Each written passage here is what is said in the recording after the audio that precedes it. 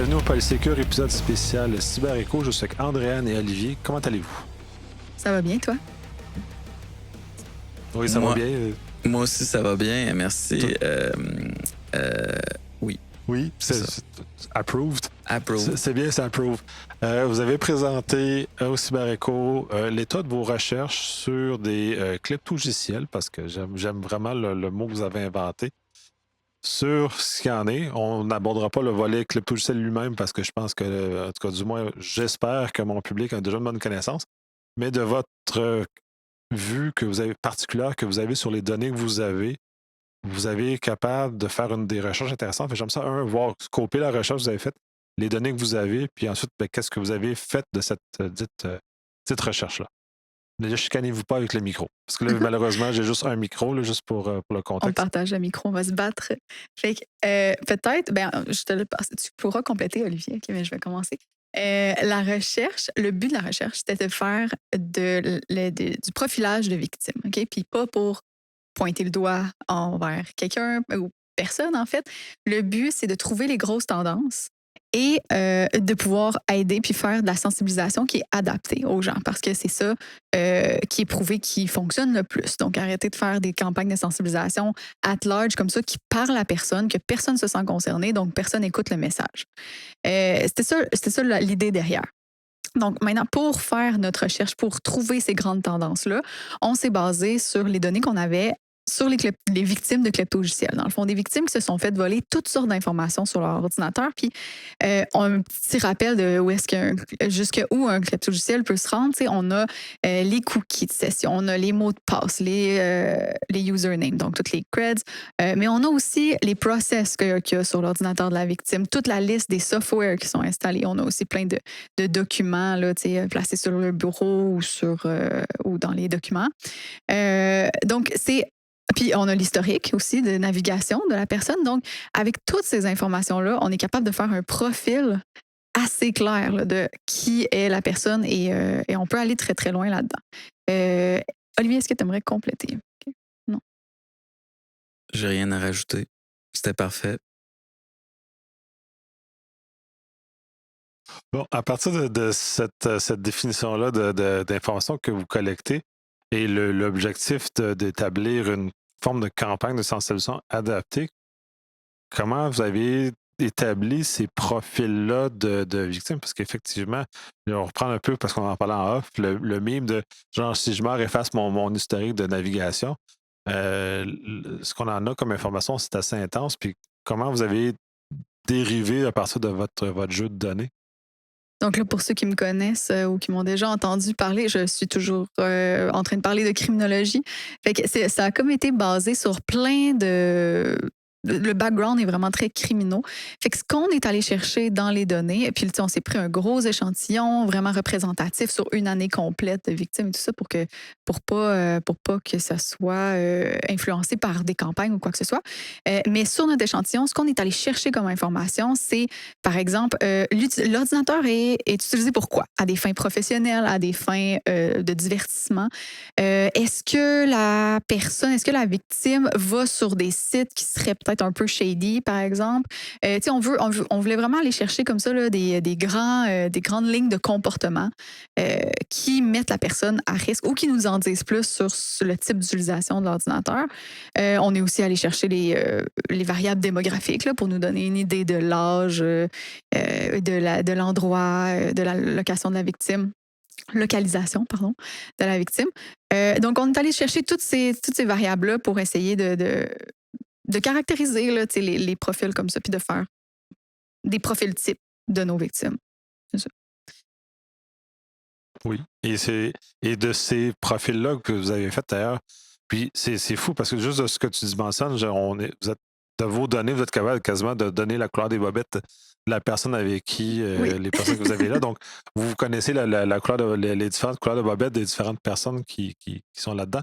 Et ça ressemble à quoi, la couleur des bobettes de ces personnes-là, finalement? Là? En fait, je peux te parler peut-être des grands profils qu'on a vus là-dedans, là, quand on essaie de les regrouper ensemble. Qu'est-ce qui les caractérise? Qu'est-ce qui fait qui ont peut-être mené à la victimisation aussi. Ben, il y a d'abord ceux qui utilisent l'ordinateur pour du divertissement. Donc, ceux qui jouent à des jeux, il y a plusieurs façons de se faire malheureusement avoir par un kleptogiciel parce qu'on joue à des jeux, ne serait-ce que en downloadant un jeu, ça peut être, tu downloads un jeu de cartes, là. C'est pas obligé d'être le dernier jeu super à mode, là. Un jeu de cartes bien normal, tu downloads ça parce que tu t'ennuies de tes jeux vintage de ton ordinateur quand la vie était simple. Tu downloads ça. Puis tu te fais avoir parce que c'est finalement un logiciel piraté qui t'a rien coûté, ben, c'est ça. Il est infecté. Mais ça peut être aussi, tu joues à Roblox, puis tu veux un cheat ou tu veux un mod ou peu importe, puis là, tu te fais infecter par ça aussi. Il y a aussi la porn, toujours présent dans nos échantillons. Hein. On dirait que peu importe ce qu'on recherche, on va trouver quelqu'un qui consomme de la porn dans l'histoire. Tu suivez l'argent ou suivez le porn, je pense que c'est relativement équivalent finalement. Là. Exact.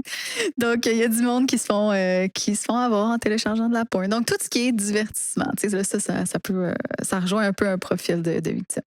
Un autre profil, c'est peut-être, si c'est pas toi qui joues, mais que tu partages ton ordinateur peut-être avec tes enfants, avec tes ados, c'est aussi un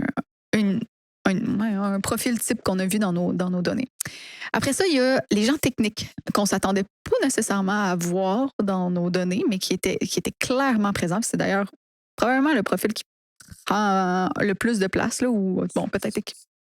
Il y a dans l'échantillon, il y a 82% des gens qui vont être considérés avoir des skills techniques. Fait que c'est un énorme pourcentage de l'échantillon. Comment tu définis justement, comment vous réussissez à établir le fait que ce soit un skill technique? Là, je veux dire, moi, par exemple, disons, je me fais avoir. Comment vous êtes capable de définir que j'ai un skill technique, par exemple, sur ma machine, basé sur ce que vous avez dans vos données que vous ramassez dans les marchés, Mais d'abord, il y a sales? la présence de tooling technique, des affaires de développeurs, par exemple. Quand on a des softwares de développement, développeurs, en tout cas, je ne sais pas comment on dit ça. Déjà, ça nous donne un indice. Mais là, on s'est basé sur plusieurs indices, puis on s'est aussi... tu t'en rappelles-tu? Non, mais il y avait, dans l'historique, s'il y a du GitHub, s'il y a du GitLab, il y avait dans les logiciels installés VS Code, toutes les IDE. Puis on a fait bien attention d'éliminer les runtime, C++, tout ça. Ça peut avoir l'air technique, mais tout le monde va l'avoir, ça, à cause que ça vient avec un logiciel. Fait qu'on a vraiment fait la distinction entre les deux. Donc, c'est ça, c'est souvent en présence d'un IDE. Puis là, il y avait plusieurs IDE couverts. Puis des domaines liés aux développeurs. Donc, selon votre définition, quand je tombe dans cette catégorie-là de personnes qui malheureusement ou heureusement utilisent GitHub et VS Code principalement. Là. Exact, c'est ça. Puis c'est pour ça que c'est important. Étonnamment, technique. puis c'est pour ça que c'est important que ce profil-là, en fait, c'était comme dans notre mission de le communiquer beaucoup.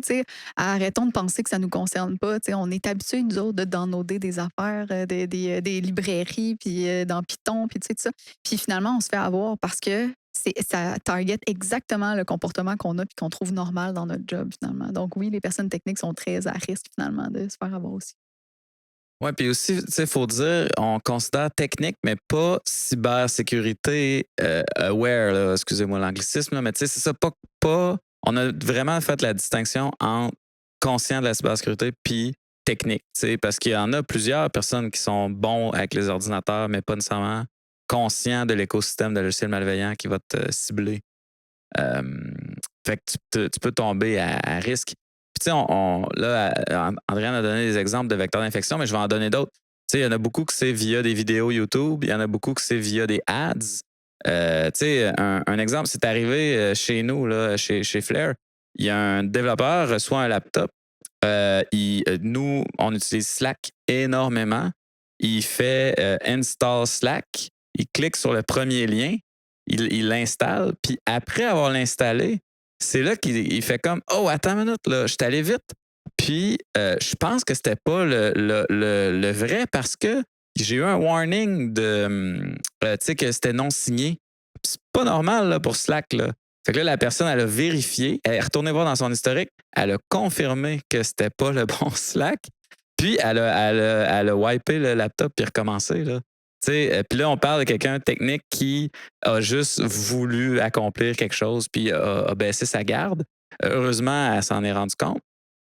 Euh, mais donc, ça peut arriver à tout le monde, pour vrai. Là. Puis, tu sais, c'est vraiment. Tu sais, puis là, ça, c'est des Google Ads malveillants qui sont placés, qui ont une très courte durée de vie.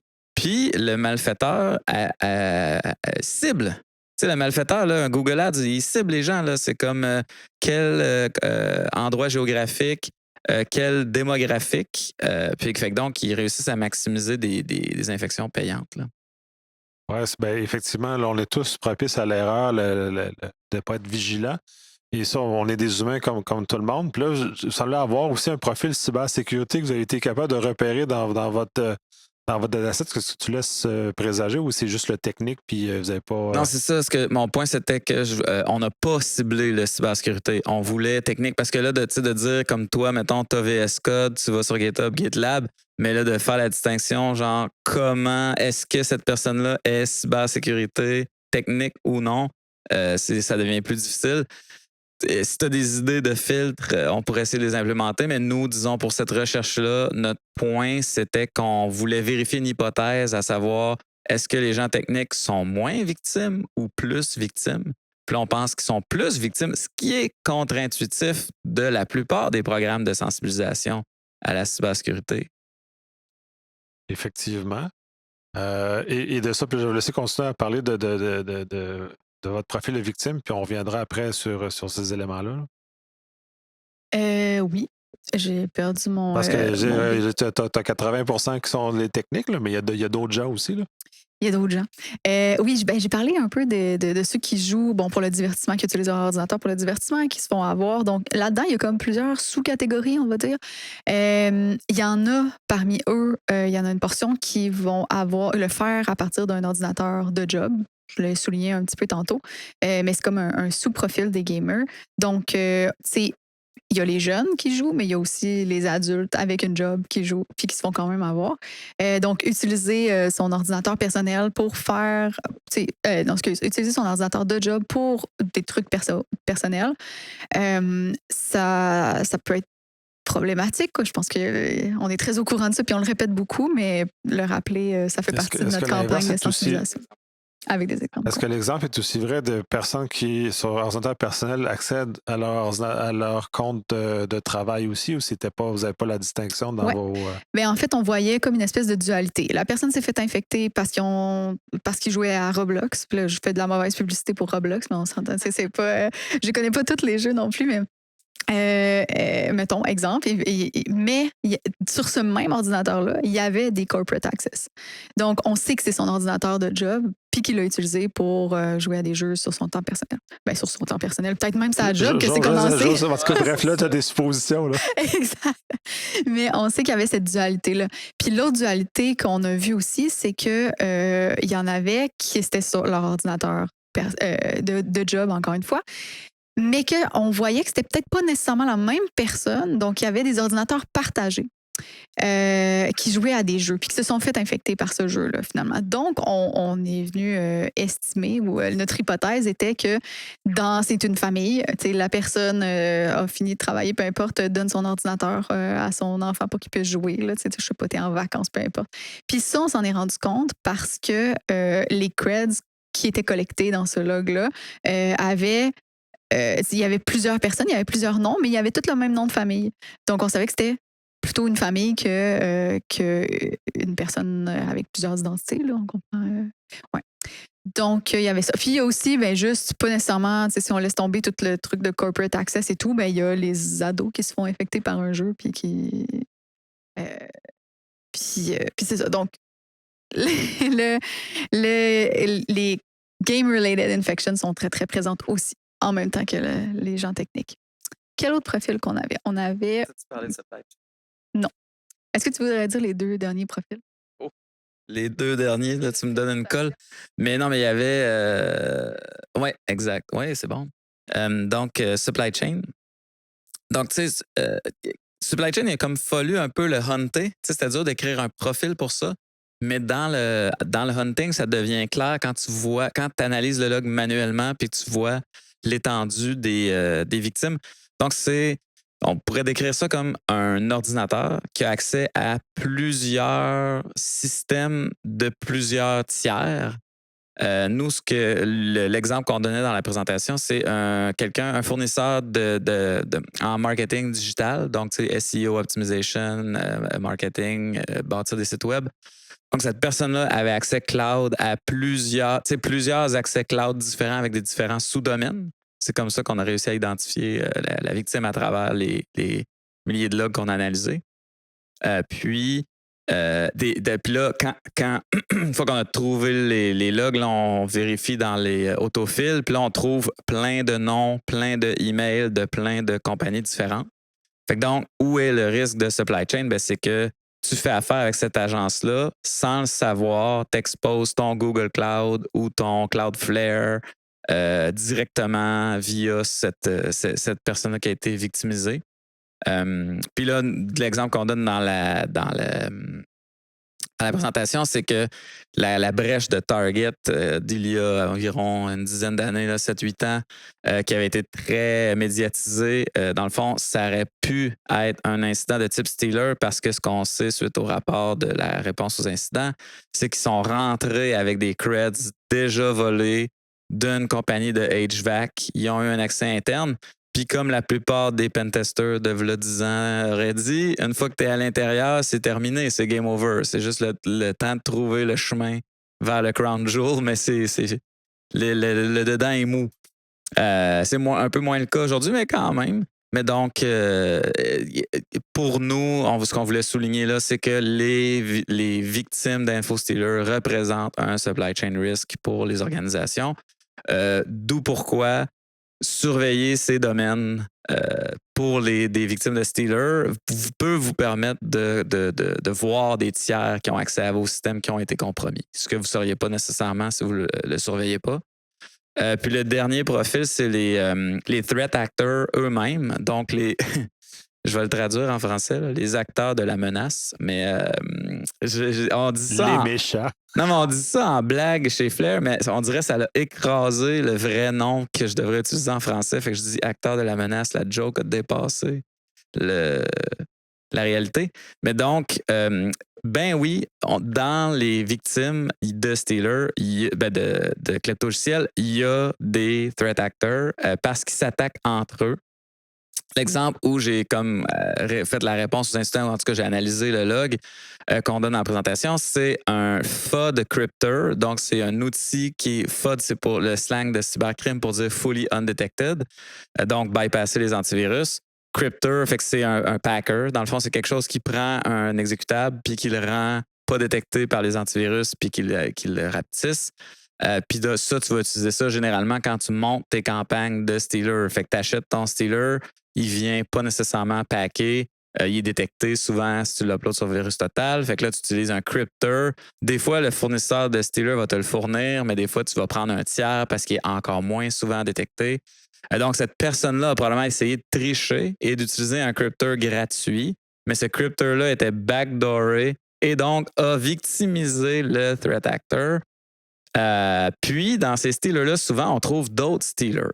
Fait que la personne, c'est un threat actor, il y a des stealers sur son desktop, dans ses documents, mais le malware va voler les stealers en volant l'ordinateur de la victime.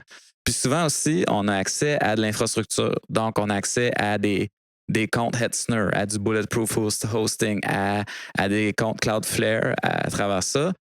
Toutes les creds sont toutes dans le stealer. Estelle Ruellan, qui travaille avec nous en recherche chez Flair, elle a fait une recherche, là, elle a appelé ça Malware Maestro, puis il y en avait un autre. En tout cas, elle a comme fait une présentation sur 3 threat actors qu'elle avait trouvés en faisant de la chasse dans les stealers qu'on a chez nous. Donc, c'est un pattern assez récurrent, puis comme quoi les cybercriminels font pas attention.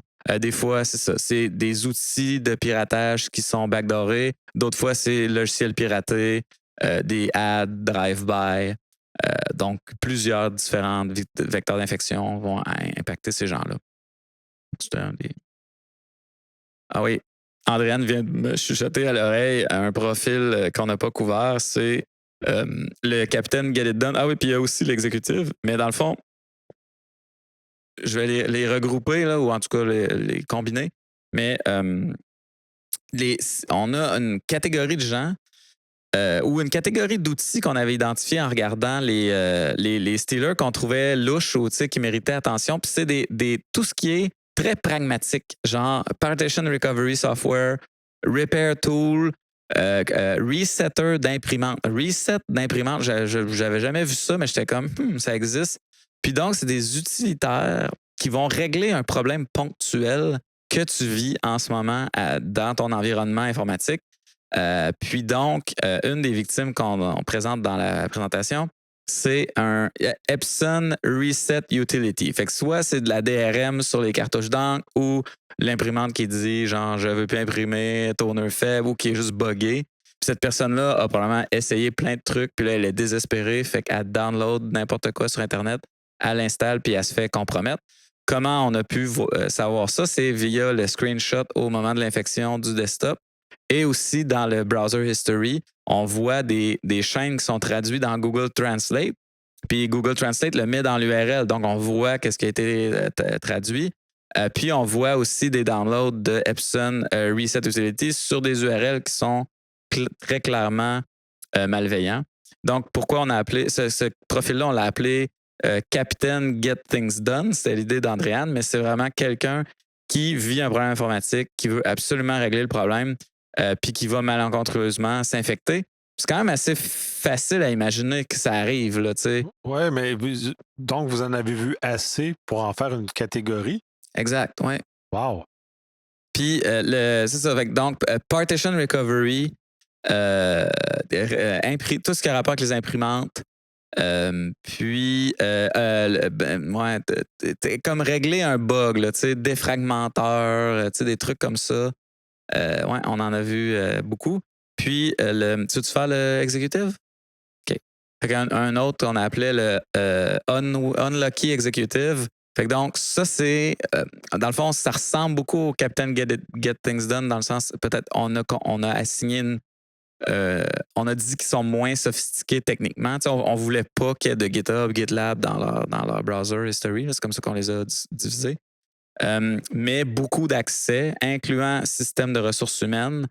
Donc, le Unlucky Executive, il va avoir accès à des systèmes de ressources humaines, systèmes de comptabilité dans différentes organisations. Puis, dans son organisation, pardon. Puis, lui, c'est souvent drive-by download de Office piraté ou un truc lié à PowerPoint. C'est ce qu'on a classifié comme business software, dans le fond, qui va être le vecteur d'infection. Quand on est capable de l'identifier, puisqu'on n'est pas toujours capable de l'identifier.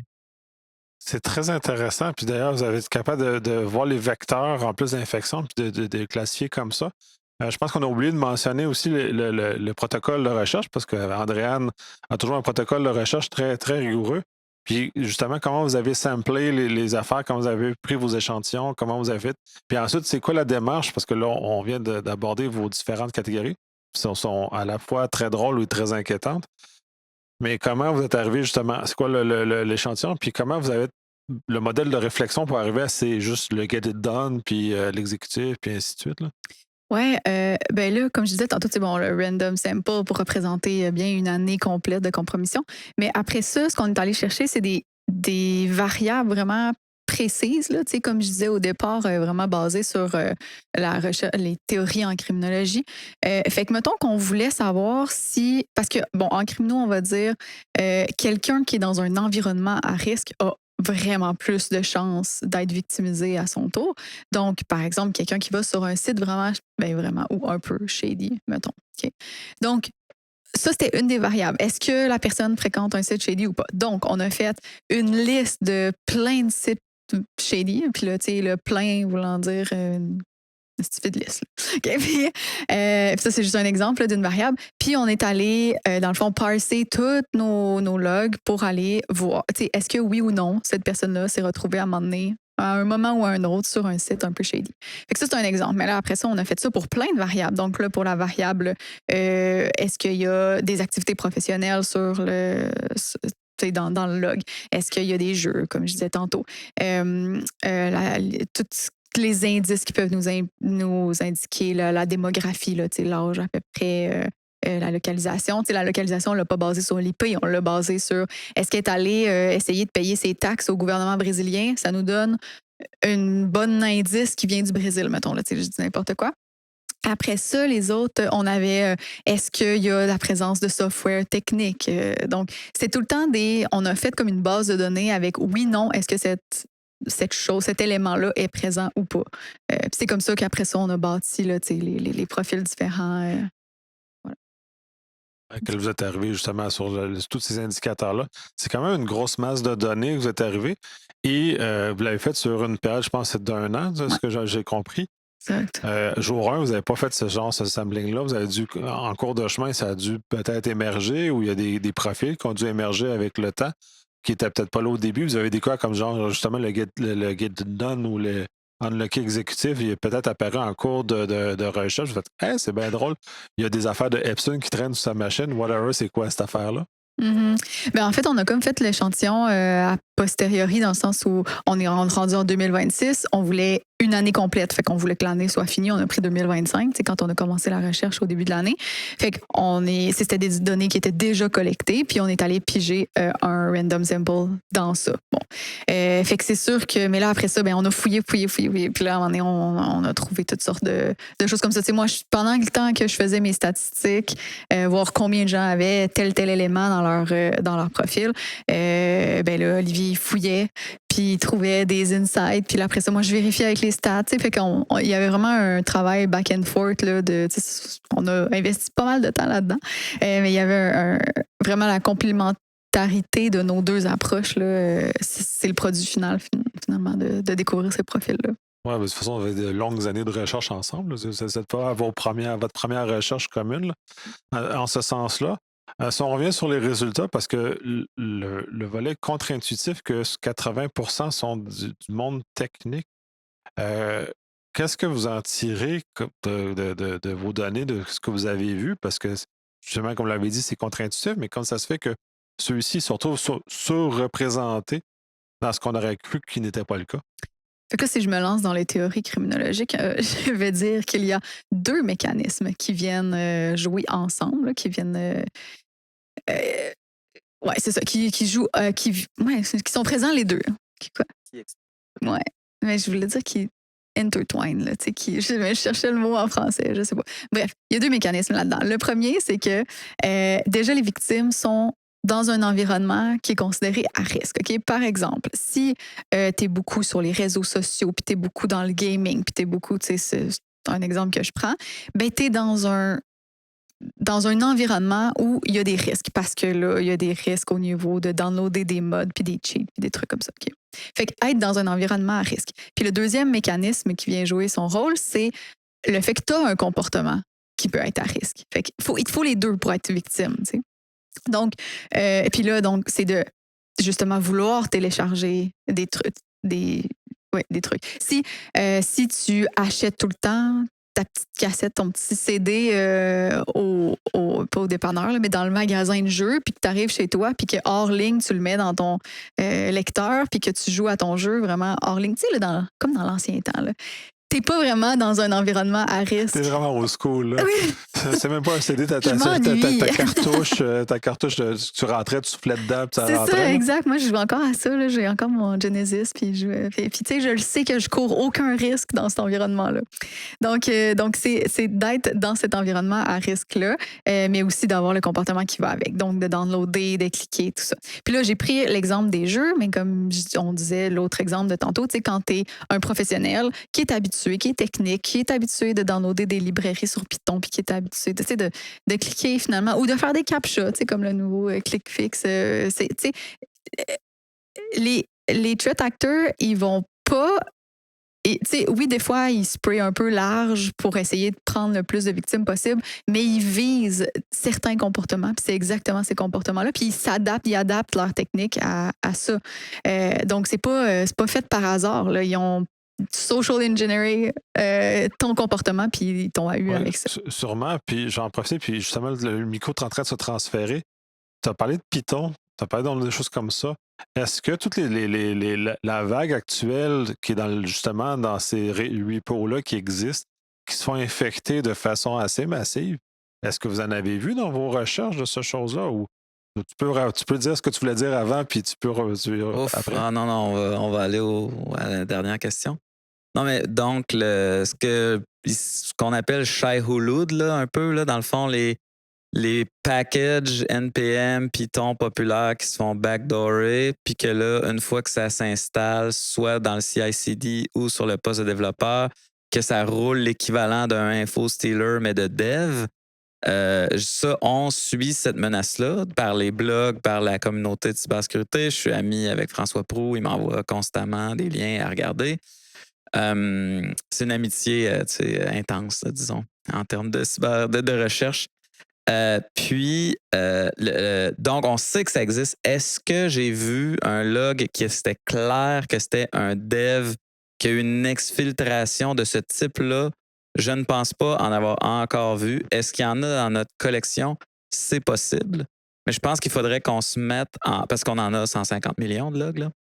Je pense qu'il faudrait qu'on se mette en mode vraiment threat hunting pour essayer d'en identifier un. Parce que de la nature, ça fonctionne très différemment du stealer traditionnel qui exfile sur Telegram, qui est une application Windows complète. Donc, je ne suis pas certain. Tu sais, Shai-Hulud, le 1 ou le 2, l'exfil était fait via GitHub dans des repos encodés en base 104. Donc, ça, c'est vraiment pas là où nous, on fait notre surveillance. Ce qu'on a fait pour nos clients, c'est qu'on a ajouté, on a crawlé GitHub, puis on les a injectés a posteriori. Une fois qu'on a connu le tradecraft, on les a mis dans Flare a posteriori sous Emerging Sources, Shai-Hulud. Mais donc, ça a été fait manuellement parce qu'on a fait de la vigie sur cette menace-là.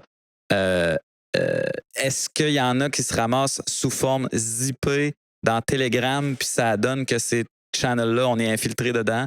Je sais pas. C'était une question comme ça, puis c'est intéressant de toute façon. Puis oui, je parle aussi avec François. J'ai peut-être pas le même degré d'amitié que tu peux avoir, mais c'est pour ça que je posais la question, parce que ça roule ces discussions-là sur ce qui se passe de ce côté-là. C'est super intéressant. Puis moi, j'aime beaucoup qu'il a fait un outil qui fait une simulation de Stealer. Je sais pas s'il est public. Je pense que oui. C'est un de ces trucs, là, poutine ou bacon ou je sais pas quoi. Bagel? Ouais, Ah, bagel, ouais, ça bagel. doit être bagel. Mais en tout cas, ces affaires restent super montréalaises, là, ou québécoises. Mais ouais, donc, ça, j'aime vraiment cette approche-là, de simuler ces attaques-là. Comme ça, les organisations vont pouvoir voir, OK, ça va être quoi l'impact quand ça va m'arriver. Je pense que les compagnies devraient faire attention pour changer leur comportement. Par exemple, essayer d'avoir le moins de clés d'API possible. On a pris l'habitude de tout mettre nos clés d'API dans des variables d'environnement. Mais là, il faut se rendre compte que si c'est si facile que ça de se faire compromettre par une attaque de style supply chain développeur, il faut peut-être essayer de ne pas avoir de clé d'API. Puis là, les solutions pour ça, c'est des proxys qui injectent les variables d'environnement au niveau du proxy. Comme ça, ton application, elle consomme un API via un endpoint REST que tu es authentifié parce que nous autres, chez Flare, c'est Tailscale qu'on utilise. Les headers sont injectés automatiquement. Là, je trouve qu'on réduit comme une classe d'attaque complètement. Il n'y a plus de risque nécessairement associé à la fuite de clés d'API au niveau du développeur. Mais en contrepartie aussi, on peut être plus en mode réactif puis commencer à monitorer pour les non-human identities, qui est le buzzword en ce moment au de la prochaine année, là, si ces attaques-là continuent. Totalement. L'objectif de votre recherche, c'était d'aller vers de la sensibilisation adaptée.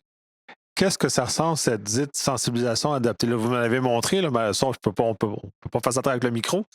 Mais et comment vous êtes arrivé à justement adapter cette sensibilisation, puis qui, j'ose espérer, va arriver à un résultat pour aider le 80% de gens un peu trop techniques, peut-être un peu arrogants, j'ai l'impression, les gens techniques aussi, là, tu parlais des deux facteurs.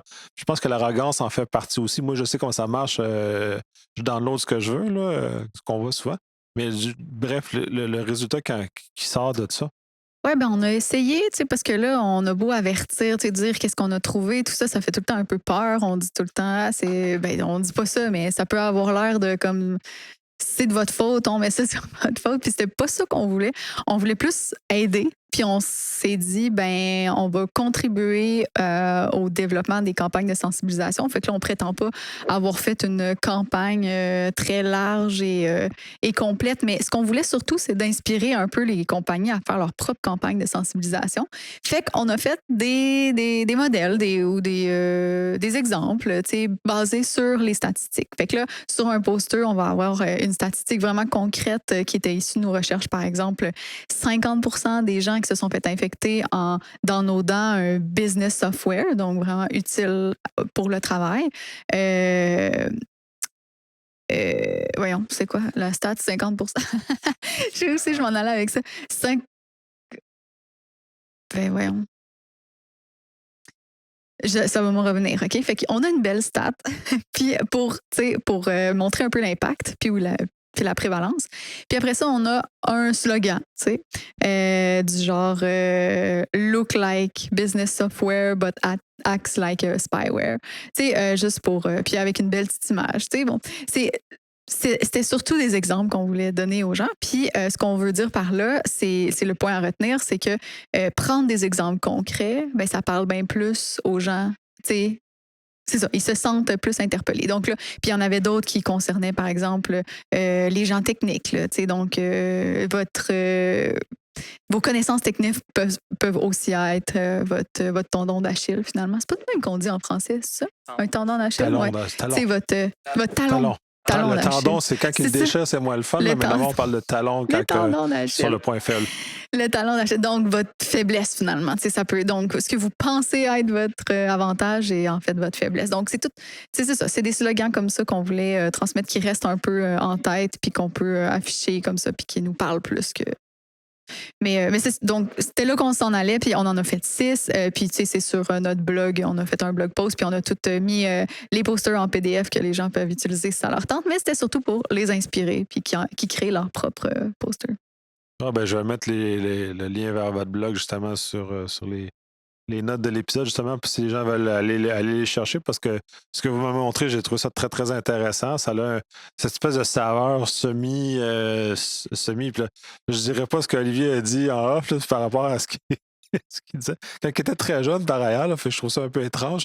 Mais bref, ces posters-là de sensibilisation qu'il y avait quand on allait chez les médecins, il y a très, très longtemps, qui permettaient justement de frapper l'imaginaire, puis que ça nous reste collé là, pour que ça fasse changer un changement de comportement. Là. C'est ça, tu sais, l'objectif, c'était une stat concrète sourcée de quelque chose qui est, tu sais, qu'on a vu, là, qui n'est pas un truc marketing inventé, dans le fond. Puis. 3 personnes sur 5 inventent ces statistiques. Ouais, c'est ça. Après ça, comme un message un peu compréhensible ou digeste là, par la plupart des employés. Mais tu sais, quand même, on a en tête les travailleurs qui travaillent sur des ordinateurs. Là, on pensait pas comme à du monde dans le manufacturier ou des trucs comme ça. Mais un des posters que j'aime beaucoup, c'est ça, la statistique, c'est 26% des victimes de kleptogiciels ont des accès à de l'infrastructure de compagnie. Tu sais, là, c'est pas juste corporate, là, c'est pas juste email corporatif, là, c'est infra, donc cloud, tu sais, système TI, etc. Fait que, tu sais, c'est quand même 1 sur 4. C'est énorme, là, à mon avis. Puis là, ça, c'est comme la petite statistique réelle. Ensuite, la catchphrase, disons, c'est l'utilisation personnelle de votre ordinateur de travail can topple the company. Donc, peut faire tomber, peut faire basculer la compagnie. Puis l'idée ici, c'est de conscientiser. Puis là, on vient de parler d'utilisation, de croiser logiciels piratés ou gaming ou pornographie avec l'ordinateur de job, souvent pendant qu'on est sur la route. Puis c'est ça l'espèce de portion concrète. Puis par rapport à la sensibilisation, un autre truc que je voulais dire, c'est dans notre conclusion, là, en fait, dans l'intro, on dit qu'il n'y a rien de mieux qu'être exposé à un pattern de fraude pour ne pas tomber victime d'un pattern de fraude. C'est vraiment comme la prémisse de la présentation. Quand on a voulu bâtir ça, on s'est dit, tu sais, c'est parce que les gens ne savent pas que ça arrive qui sont victimes d'info-stealers. Pourquoi ils ne savent pas? Parce qu'ils ne savent pas comment les info-stealers infectent le monde, tu sais. sais, on est 8 milliards sur la Terre. Nous, on en a collecté 150 millions d'info-stealers. Donc, ça reste très marginal. Là. C'est pas quelque chose que tout le monde vit dans sa vie. Donc, on se disait... J'espère que c'est pas ça. Dans les faits, j'espère que le monde ne le vive pas, mais en même temps, il faut frapper l'imaginaire pour. Je veux dire, c'est comme toutes les campagnes de sensibilisation qu'on a, c'est pas pour. On espère que les gens ne le vivent pas, mais justement de les aider à pas le vivre aussi. Là, exact. Comme vacciner. Là. Fait que là, donc, sachant ça, si tu es au courant d'une fraude, tu vas moins tomber susceptible à la fraude. Donc, si tu es au courant de comment les infostealers font des victimes, tu as moins de chances de tomber victime. Puis là, nous, notre conseil qu'on donne en fin de présentation, c'est oui, on vous a donné des posters que vous pouvez mettre dans la salle de bain, dans la cuisine de la compagnie, mais est-ce que vous ne devriez pas, dans vos campagnes de sensibilisation d'employés, inclure une anecdote d'infostealer qui est arrivée soit à quelqu'un chez vous ou un supply chain? Puis là, les choses deviennent immensément concrètes. Imaginez là, si, tu sais, les développeurs dans une institution financière, là, il y en a des milliers. Là. Imaginez si tout d'un coup, dans leur campagne de sensibilisation, c'est arrivé à un de vos collègues. Genre, il a installé un package pour régler un problème, il a fait ça vite, il s'est fait compromettre et tout ça a été exposé, tu sais, avec le nombre de secrets ou avec le type de secret, mais super, j'ai le mot juste en anglais, relatable, là, super... qui parle, là, qui te touche, que tu te sens concerné. Exactement, merci Andréane. Là, je pense qu'on est à un autre niveau de sensibilisation. C'est un peu ça. Puis les campagnes de sensibilisation, moi, chez Bell, là, ça fait tellement longtemps que je n'ai pas travaillé là que je peux raconter. On appelait ça le petit chevalier. Okay? C'était en 2007, là, 2006. C'était un petit chevalier. C'est avant ou après les hautes de vanne? Les hautes de vanne, c'était avant ça. Là, c'est avant c'est 2000. Mais donc, le petit chevalier, là, c'était le petit chevalier, il y a le périmètre, c'est l'eau autour du château. Puis là, il faut faire attention à qu'est-ce qu'on rentre dans le château. Tu sais, je veux dire, tout le monde s'en torchait. Puis une fois que tu l'avais fait une fois, tu avais appris par cœur les réponses, puis tu cliquais le plus vite que tu pouvais à travers ça. Puis ça, tu sais, t'es obligé de passer à travers les vidéos, donc ça te ralentissait. Mais personne ne retenait rien. Si tu arrives avec des trucs qui est arrivé à des collègues ou qui est arrivé proche de soi, je pense que la campagne va être beaucoup plus efficace. Fait que c'est un peu aussi ça. Tu sais, vos campagnes devraient avoir la clé USB dans le stationnement, mais devraient aussi avoir le InfoStealer dans les apprentissages. Cool. Est-ce que vous avez Je trouve que ça fait un bon rapport parce que Andréane, tu veux rajouter un mot de la fin où Olivier a vraiment saisi le moment. Là. De sa face, clairement, Olivier a saisi le moment. Fait que... Non, moi j'ai une bonne question pour Andréane. Andréane, c'est quoi ton prochain sujet de recherche que tu peux parler? Je sais bien que tu peux parler. OK, mais rapidement, parce qu'on conclut, avec Estelle, justement, notre collègue qui nous a aidés pour cette recherche-là, puis avec les outils, ce qu'on essaie de faire, c'est d'essayer de prédire les campagnes de kleptogiciels qui vont s'en venir. Donc, comme ça, on peut un peu être en amont puis avertir les gens. Tu sais, celle-là est très populaire en ce moment, mais tu sais, il faut tout le temps être très vite pour ça parce que les campagnes ne durent pas très longtemps. Mais ça, donc, on travaille vraiment fort pour essayer d'être le plus en amont possible puis avertir les gens d'avance. Cool. Je suis toujours très fan de vos recherches. Je trouve ça toujours très le fun. Au Québec, il y en a tellement peu de recherches qu'on fait là-dedans que quoi? Toi aussi? Toi aussi, go! Je savais pas si tu voulais wrap-up ou... Non, mais vas-y, c'est okay. Tu donnais comme c'est elle. Non, mais parce qu'Andréane, on travaille ensemble, mais des fois, on fait des projets chacun de notre bord. Là, son projet, c'est avec Estelle, puis là, moi, j'ai mon petit truc aussi. Vous allez visiter d'autres jardins? Oui, exact. Non, on a d'autres collaborations. L'équipe de recherche est quand même grosse chez Flair. Là. C'est ça, avec moi, je suis en train de faire un outil de réponse aux incidents qui fonctionne avec les Stealer Logs. Donc, si en cas de réponse aux incidents ou par votre fournisseur de Threat Exposure Management, vous avez accès à un Stealer Log qui vous concerne ou qui concerne un de vos tiers, un supply chain. Vous le mettez dans cet outil-là et l'outil va vous dire c'est quoi le vecteur d'infection selon une analyse basée par les LLM et il y a une section qu'on appelle Supporting Evidence. Donc, va dire, j'ai analysé toutes les dizaines de milliers de lignes d'historique, mais je crois que c'est ça le vecteur. Donc, ce que j'aime de cette approche-là, c'est une approche qu'on ne dit pas remplacée par l'IA, on dit augmentée par l'IA. Donc, l'analyste a les mains sur le volant, il s'en va directement vérifier lui-même l'artefact pour être certain que la conclusion est bonne. Puis ça, on espère que ça va accélérer la réponse aux incidents. Puis là, il y a déjà l'idée suivante, c'est le blast radius de l'exposition. Donc, tu es en mode ailleurs, tu veux savoir qu'est-ce qui s'est passé pour pouvoir faire du hunting dans ta compagnie, fine. Mais maintenant aussi, c'est de faire comme, OK, mais quoi d'autre qui est exposé dans le log que je devrais valider le plus vite possible? Donc, cet outil-là, il est développé, il est déjà comme semi-public. Puis, c'est tellement sensible parce que les méchants pourraient s'en servir que notre approche, c'est on veut le faire sur notre Discord. Là, je fais une petite plug de notre communauté Discord éducative, pas de marketing, qui s'appelle Flare Academy. Que à partir de là, si vous êtes un Verified Practitioner, on a un rôle pour ça. Donc, on a un appel avec vous pour vérifier que vous travaillez bien en cybersécurité puis que vous êtes blanc ou gris, disons, white hat ou gray hat, pas de black hat. Et donc, une fois qu'on vous a vérifié, vous avez accès, puis c'est de l'authentification du tool via GitHub. Via Discord, pardon. Donc, pas de PII accumulé sur vous. Du moment où on vous a vérifié, vous pouvez y avoir accès. Donc là, l'outil va être rendu public dans les prochaines semaines. Je travaille là-dessus très fort, puis je voulais que les gens le sachent vu qu'on est sur le sujet. C'est cool. Ben, je reviens encore, comme j'étais en train de rapper, mais que tu avais gardé une petite carte cachée dans ta manche. J'aime vraiment beaucoup ça parce que ça fait longtemps, vous deux, que vous faites de la recherche au Québec, que vous exposez votre recherche. Moi, je m'en sers beaucoup dans mon travail. J'espère que ça sert aussi dans le travail des autres. Puis maintenant, c'est des outils encore, que ce que tu viens de mentionner là, encore plus concrets dans ce qui va plus me servir dans mon travail. Donc, d'avoir au-delà de lire la recherche puis de m'en servir pour augmenter mes réflexes.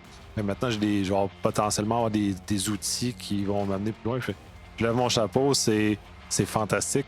Puis plus il va en avoir, mieux ça va être. Là. Merci énormément à vous. Merci. Merci.